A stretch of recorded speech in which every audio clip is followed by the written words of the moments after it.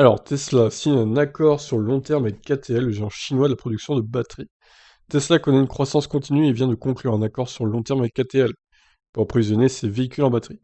Cet agrément s'inscrit dans la continuité de celui prévu en février 2020 pour 2 ans. Avec plus de 10 milliards de dollars de chiffre d'affaires sur le premier trimestre de l'année, la firme d'Elon Musk doit faire face à de nombreux défis au jour le jour.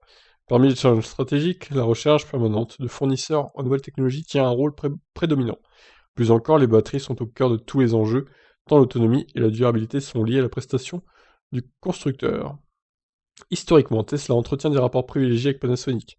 Le constructeur avait convaincu l'entreprise nippone de produire des batteries au lithium-ion cylindrique pour ses voitures.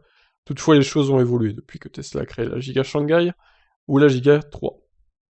Depuis, le porte-étendard des voitures électriques produit plus et donc doit mieux s'approvisionner. Cet accord n'est pas le premier du type. Tesla a entériné un contrat avec LG Energy Solutions et valide l'engagement avec KTL qui était jusque-là entendu à court terme.